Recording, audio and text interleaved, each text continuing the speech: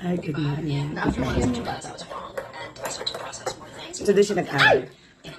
Oh my. That's why I don't like yung ganitong maliit.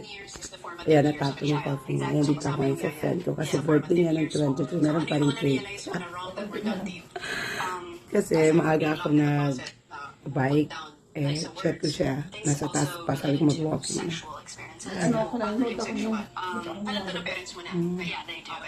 Nandito kami. Bakit daw?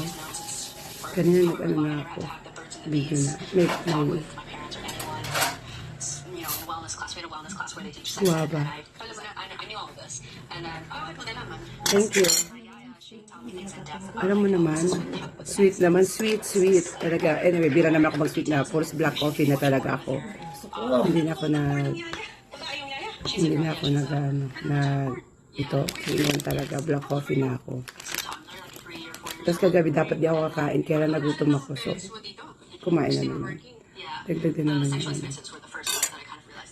Where's the babies? Si Ayla may pasok. Umalis na? Aga? May 7:30 yung pasok niya. Hapon, rest day niya. Ayan, kakain kami sa birthday.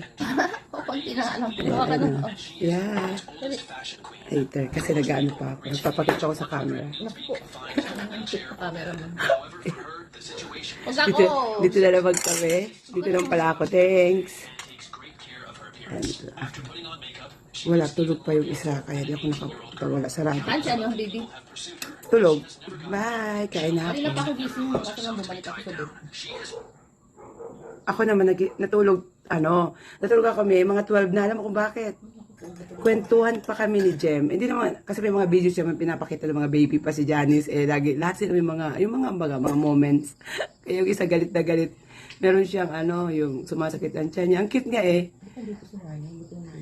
Sino? Oh, nandyan. Si nanay. Nakita ko kasi sa sabi ko, dapat nung pa ako pumunta.